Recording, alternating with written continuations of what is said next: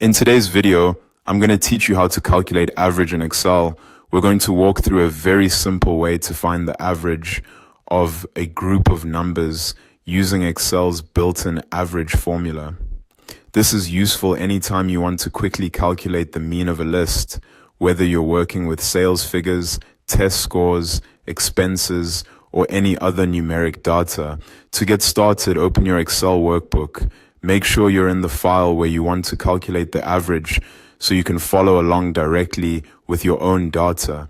Next, prepare your sample data. In this example, the values are already placed in a single column in cells A1 through A6.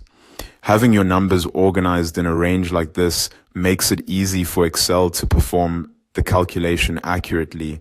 Now it's time to enter the formula. Click on cell B2, which is where the result will appear. Then type an equal sign followed by the word average and then an opening parenthesis. After that, enter the range A2 through A6 and close the parenthesis. The full formula should read like this: equals average, open parenthesis, A2 colon A6, close parenthesis.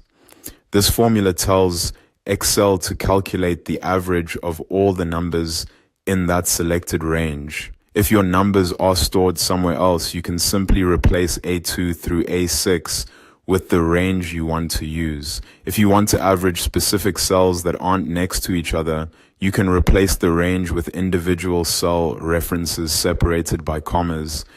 And if you later add more values below A6, remember to update the formula so the new entries are included in the calculation. Once the formula is entered, press enter on your keyboard. Excel will instantly calculate the result and display it in cell B2. At this point, you should see the result. In this example, Excel returns 300. That means the average of the values in the selected range is 300, and that's all there is to it. As long as your data is in place and your formula points to the correct cells, Excel makes averaging numbers fast and easy.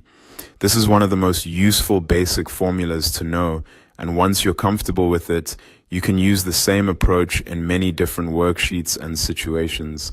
Thanks for watching, and I'll see you in the next video.